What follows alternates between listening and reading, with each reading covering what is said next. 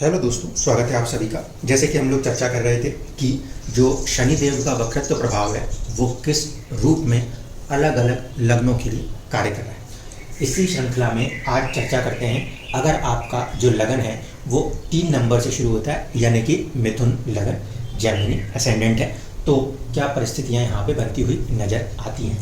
सबसे पहली चीज़ तो अगर हम देखें तो सबसे पहले वीडियो में मैंने आप लोगों को समझाया था, वक्रत्व का प्रभाव इसलिए देखा जाता है कि सूर्य किसी भी ग्रह से एक पर्टिकुलर दूरी पे निकल जाते हैं। जिन लोगों ने वो वीडियो नहीं देखा वो मेष लगन के लिए जो समझाया है उसमें देख सकते हैं। यहाँ पर क्या हो रहा है, सूर्य जो है उनकी मूवमेंट को ट्रेस करें तो वो लगन से होते हुए मूव करते हुए जाएंगे तकरीबन पंचम भाव तक, क्योंकि जब शनि से 5 घर आगे और यहाँ पर भी 5 घर आगे तक बने रहेंगे तब तक शनि जो है वो वक्री बरकरार रहेंगे। अब ये जो वक्रत्व है ये बढ़ता हुआ जाएगा और मैक्सिमम कहाँ पे जाएगा, जब सूर्य जो है वो तीसरे भाव में आ जाएंगे।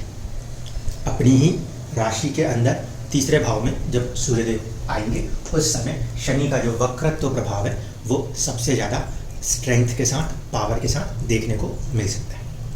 तो यहाँ पे अगर हम इस बात को समझने की कोशिश करें तो कहीं ना कहीं जो आपका 3 नंबर का लगन है वो इस समय सूर्य की मौजूदगी के कारण साहसिक तो महसूस करेगा, क्योंकि तीसरे भाव का स्वामी एक तो लगन में है, दूसरा स्वास्थ्य के कारक होकर भी जो सूर्य हैं वो लगन में मौजूद है। आगे जाने के बाद ये होगा थोड़ा सा वेल्थ को लेकर किसी तरफ पे सोचना या घर के अंदर की चीज़ों को लेकर सोचना, और इसके बाद ये फॉर्मेशन क्रिएट करता है 3rd हाउस, साहस, पराक्रम, किसी तरीके का छोटा मोटा कोई कम्युनिकेशन, जैसे हम कहते हैं फॉर्मल इनफॉर्मल लेटर्स, ठीक है, और शॉर्ट डिस्टेंस ट्रेवल्स भी। तो जब सूर्य यहाँ पे तीसरे भाव में आ जाएंगे उस समय यहाँ पे शनि का जो वक्रत्व प्रभाव है वो सबसे ज़्यादा कार्य करता हुआ नजर आएगा। अब तीसरा भाव जो है वो साहस और पराक्रम को बढ़ाने की बात करता है। उपचय भाव है, जैसे जैसे उम्र बढ़ती है वैसे वैसे तीसरे भाव के प्रभाव से जीवन में व्यक्तियों का साहस और पराक्रम भी बढ़ता है, कम्युनिकेशन के स्किल्स भी बढ़ते हैं। अब देखिए शनि का वक्रत्व है यहाँ पर सूर्य के मूवमेंट्स के साथ, तो कहीं ना कहीं सूर्य का जो मूवमेंट है वो जब ये शनि वक्री हो रहा है तो उसका पीक कहाँ पर आ रहा है, अपने खुद के पोटेंशियल को बढ़ाने पर, अपने खुद के पराक्रम को बढ़ाने पर, अपने खुद के धैर्य को भी बढ़ाने पर कह सकते हैं। क्योंकि पराक्रम सिर्फ लड़ाई झगड़ा ही नहीं है, कठिन परिस्थितियों में भी अपने आप को एक तरीके से शांत बनाए रखना वो भी आपका पराक्रम हो सकता है। तो यहाँ पर जो शनि का प्रभाव है वो कहीं ना कहीं कुछ चुनौतियाँ भी दिखा सकता है, जो साहस और पराक्रम टेस्ट करना, तो वहीं पर वो आपको कुछ अच्छा भी दे सकता है।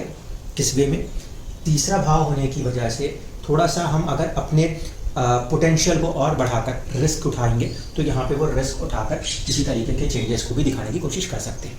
अब ये चीज़ क्यों कही जा रही है इसको समझिए।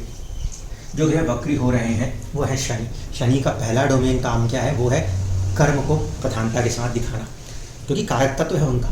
तो कहीं ना कहीं जब शनि का वक्रत्व आ रहा है तो कार्य के अंदर, कर्म के अंदर एक नया चेष्टा बल प्राप्त हो रहा है, और ये सभी लग्नों के लिए प्राप्त होगा क्योंकि शनि कारक है कार्य के लिए, और कार्य को जब कोई भी ग्रह वक्र अवस्था में आता है तो उसे चेष्टा बल प्राप्त होता है। ऐसी स्थिति में शनि को चेष्टा बल प्राप्त होने के कारण शनि की जो चीज़ें हैं उनमें एक नेचुरल ग्रोथ देखी जा सकती है, जैसे कि कार्य के अंदर थोड़ा सा ज़्यादा लगाव आ जाए।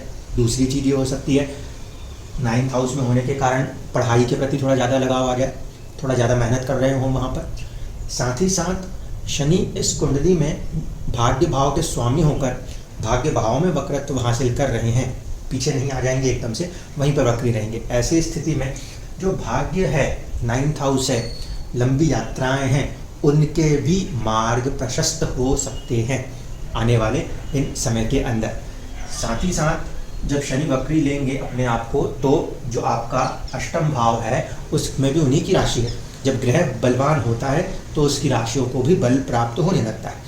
ऐसी स्थिति में शनि का यहाँ बलवान होना अष्टम को भी बल देगा।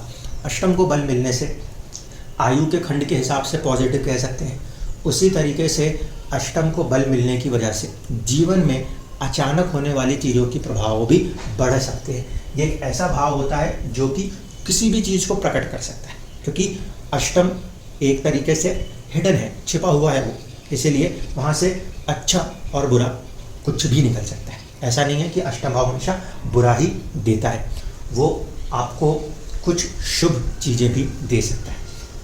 अष्टम भाव से ही हम पैतृक संपत्ति भी देखते हैं। अष्टम भाव के दम पर ही हम कई बार कहते हैं गड़े धन को प्राप्त होना। यानी कि अगर हम बात करते हैं कि स्टॉक मार्केट से लोगों को पैसा बनता है, तो कहीं ना कहीं पंचम और 11वें के बीच में जो कड़ी बनता है बीच में, वो अष्टम ही बनता है। इसलिए यहाँ पे शनि का वक्रत्व प्रभाव अष्टम को बलवान करेगा। ये दोनों तरफ पे जा सकता है। एक तरफ चीज़ों में थोड़ा सा विलंब होना, विलंब तो इसलिए भी क्योंकि शनि उसके कारक तत्वों के तौर पे दिखाई देते हैं। साथ ही साथ अष्टम के स्वामी होने की वजह से थोड़ा ज़्यादा चीज़ें आज मिलने वाली थी, खींच के 4 दिन आगे बढ़ गई, ये हो सकता है, इससे इनकार नहीं कर सकते। लेकिन क्योंकि अचानक से देने वाला जो भाव है वो भी बलवान है, तो कुछ अच्छा मिलने की संभावनाएं भी बहुत हद तक बरकरार रहेंगी। यहाँ पे इस समय शनि जो है वो क्योंकि 9वें भाव में वक्रत्व हासिल कर रहे हैं, ऐसे स्थिति में 9वां भाव ज़्यादा इंपॉर्टेंट फैक्टर बनता है। जिस समय सूर्य और शनि का प्रभाव बन रहा हो, उस समय थोड़ा सा पिताजी की हेल्थ को लेकर सावधान रहना चाहिए, क्योंकि एक अपने आप में 9th हाउस के स्वामी हैं, वहाँ पे वक्रत्व अवस्था दिखा रहे हैं, और सूर्य जो है वो पिता के कारक ग्रह हैं। तो अपनी राशि में बैठे हुए सूर्य के ऊपर शनि का जो प्रभाव आने वाला है, उसको देखते हुए हम ये कह सकते हैं कि नवम नवमेश और साथ साथ कारक सूर्य पे प्रभाव देखने को मिल सकते हैं। ऐसे स्थिति में थोड़ा सा केयरफुल, स्पेसिफिकली उस मंथ में जहाँ पे कि सूर्य सिंह राशि में है, वहाँ पे थोड़ा ज़्यादा सावधान रहना चाहिए फादर की हेल्थ को लेकर। खुद के लिए अगर हम देखने जाएं तो नवम भाव हायर एजुकेशंस हैं, हायर लर्निंग्स हैं, कहीं ना कहीं भाग्य भी कह सकते हैं, कहीं ना कहीं हम उसको लंबी यात्राओं से जोड़कर भी देख सकते हैं। ऐसी स्थिति में ये सभी चीज़ों के अंदर एक पॉजिटिव गेन्स होने के योग बनते हुए नजर आएंगे। अब देखिए, बहुत सारे लोग होंगे जो कि इस ही लगन से निकल के आ रहे होंगे, लेकिन सबसे इम्पोर्टेंट फैक्टर फिर वही आएगा, आपके जीवन को आपकी कुंडली दशा के माध्यम से कहीं पर लेकर जाती है। तो जिन भी लोगों की जिंदगी में शनि की दशा प्रभाव कर रही होगी, उनके ऊपर यह वक्रत्व प्रभाव थोड़ा ज़्यादा फील होगा। जिन लोगों के अंदर शनि की महादशा या अंतरदशा या प्रत्यंतर दशा डायरेक्टली काम ना कर रही हो, वहाँ पे ये जो प्रभाव है इसकी इंटेंसिटी थोड़ी सी कम मात्रा में देखने को मिल सकती है। एक मत लोगों का यहाँ पर यह भी है कि भाग्य का स्वामी होकर अगर ग्रह पीछे की तरफ आ रहा है तो भाग्य में अड़चनें भी आती हैं, चुनौतियाँ भी आती हैं। इस बात से बिल्कुल भी इनकार नहीं किया जा सकता कि जब कोई ग्रह जो कि नवम का स्वामी होता है और वो वक्रत्व हासिल करता है, तो वो कोशिश करता है अष्टम की तरफ जाने की। लेकिन अगर इसको थोड़ा गहराई से समझा जाए तो पॉजिटिव सेंस में जब कोई ग्रह नवम में बैठ के अष्टम की तरफ जा रहा है, तो अपना higher learning, higher knowledge, 9th house, वो आगे भी अष्टम यानी कि खोज में ही लगा हुआ है। ऐसी स्थिति में और बेहतर चीज़ों को खोज पाने की क्षमता जीवन के अंदर बढ़ती है। जब जब चुनौतियाँ आती हैं तब तभी हम सॉल्यूशन निकालते हैं। Necessity is the mother of invention. तो necessity is the most important thing ना। तो वही कंडीशन यहाँ पर भी, अगर कभी भी आपको 9th हाउस में शनि का कोई भी स्वामी वो वक्रत्व अवस्था दिखा रहा है, तो इसका मतलब है कि वहाँ पे आपकी ज़िंदगी में कुछ ऐसे नेसेसिटीज़ हैं जिसको कि वो खोजने की कोशिश कर रहा है। इवन दो कि वो हायर लर्निंग में जानता है, लेकिन उसके बावजूद उसको और भी ज़्यादा बेहतर तरीके से रिफाइन करना चाहता है, और भी ज़्यादा बेहतर तरीके से समझना चाहता है। तो ये स्थिति यहाँ पर बन सकती है। अगर दृष्टियों के ऊपर बात कर रहे हैं तो शनि का वक्रत्व यानी कि उसके बलवान होने के साथ उसकी दृष्टि जो है वो आपके लाभ भाव, बड़े भाई बहनों के भाव को प्रभावित करती है, आपके साहस को प्रभावित करती है, और कहीं ना कहीं जो इसकी दशम दृष्टि होने वाली है वो आपके नौकरी कार्य क्षेत्र को प्रभावित करती है। अगर हम इसको दूसरे शब्दों में देखें तो इस तरीके से कह सकते हैं, एक तरफ से अष्टमेश के प्रभाव की वजह से हो सकता है थोड़ी सी चुनौतियाँ हम कहाँ महसूस कर रहे हों, हमारे अर्निंग्स के अंदर महसूस कर रहे हों, हम अपने छोटे मोटे यात्राओं में महसूस कर रहे हों, हम अपने दैनिक दिनचर्याओं में महसूस कर रहे हों। लेकिन ज़्यादा प्रबल संभावना नवम में बैठ के नवम के वक्रत्व की है, जिसके दम पर कहीं ना कहीं थोड़ा देर से ही सही वो जागृत अवस्था बनाकर अपने आप को, अपनी अर्निंग्स को बढ़ाने हेतु, क्योंकि वहाँ पे गुरुदेव का आशीर्वाद है, राहु की डिज़ायर्स चाहते वहाँ पर है, उसे बढ़ाने का प्रयास करते हुए नजर आ रहे हैं। अपनी किस्मत के दम पर या फादर के दम पर अपने साहस, अपने पुरुषार्थ को बढ़ाने का काम करते नजर आ रहे हैं। उसी तरीके से कठोर मेहनत करके, क्योंकि शनि मेहनत का देवता है, कठोर मेहनत करते हुए कहीं ना कहीं कार्य क्षेत्र के अंदर अपने आप को बेहतरी करने की कोशिश करते नजर आ रहे हैं, क्योंकि शनि के जो एस्पेक्ट्स हैं वो चैलेंजेस तो ज़रूर देते हैं, लेकिन वही लाइफ को क्रिएट करने का काम भी करते हैं।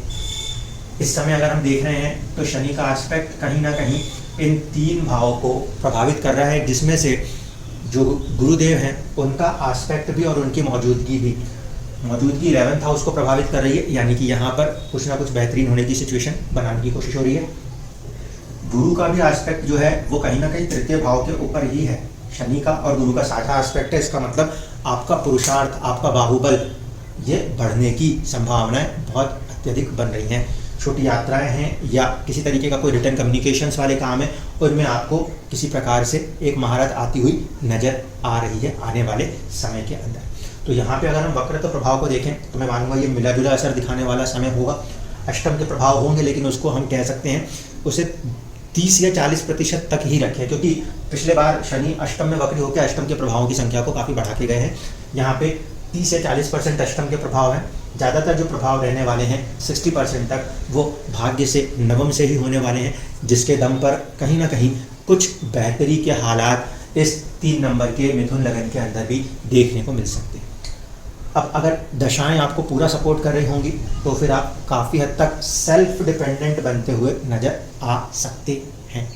दूसरी चीज़ कि अगर चंद्र कुंडली से भी देखा जाए तो शनि की ये जो प्लेसमेंट है ये 7 नंबर के राशि के लिए और 2 नंबर की राशि के लिए, जहाँ पे ये खासकर योग कारक होते हैं, उनके लिए पॉजिटिव कही जा सकती है। अगर चंद्रमा 11 नंबर की राशि में बैठा है तो उस स्थिति में ये जो कंडीशन है ये थोड़ी सी चुनौतीपूर्ण जरूर रह जाएगी, भले वो अपनी ही राशि में क्यों ना हो, लेकिन वहाँ पर चंद्रमा के ऊपर जो प्रभाव है वो थोड़ा सा और ज़्यादा गहन हो जाएगा। क्यों? क्योंकि शनि जब वक्री होंगे तो शनि का जो प्रभाव है, चेष्टा का प्रभाव, वो और बढ़ रहा है और वो प्रभाव चंद्रमा यानी कि मन के ऊपर और बढ़ता हुआ नजर आ सकता है। इसीलिए यहाँ पे 2 नंबर की राशि चंद्रमा से अगर हम बात कर रहे हैं तो 7 नंबर की चंद्र राशि यहाँ तक के लिए ज़्यादा पॉजिटिव है। 6 नंबर की चंद्र राशि अगर किसी के पास है तो वहाँ पर भी ये स्थिति को हम कह सकते हैं कार्यक्षेत्र के प्रति थोड़ा सा बेहतर सिचुएशन, लेकिन स्वास्थ्य पे ध्यान देने की आवश्यकता होगी। इसी तरीके से यदि किसी की मकर राशि है तो मकर राशि में चीज़ 2nd हाउस में बन रही है। वेल्थ को, सेविंग्स को बढ़ाने का प्रयास जरूर किया जा सकता है, या उसको लेकर कहीं ना कहीं एक अंदर से आत्मा आपको ज़्यादा प्रभावित कर सकती है। लेकिन क्योंकि शनि जैसा ग्रह है और 2nd हाउस में है तो परिजनों के साथ थोड़ा सा वाणी जो है वो कठोर हो सकती है, उससे सावधान रहने की आवश्यकता पड़ेगी। तो वक्री शनि को अगर हम देख रहे हैं इस लगन के अंदर, इस हिसाब से चंद्रमा के राशि प्रभाव को भी ध्यान में रखते हुए इस कंडीशन को आप समझ सकते हैं। 90% तक अगर हम बात कर रहे हैं दशा पॉजिटिव है तो हम यहाँ पे कह सकते हैं इस लगन को भाग्य अपना साथ देना चाहता है अपने लाभ को बनाने के लिए। अपने किसी भी तरह के शत्रु हैं तो उनको पीछे हटाकर कॉम्पिटिशन्स को फाइट करके अपने आप को इंडिपेंडेंटली सक्सेसफुल बनाने के लिए ये समय को हम अच्छा कह सकते हैं। धन्यवाद।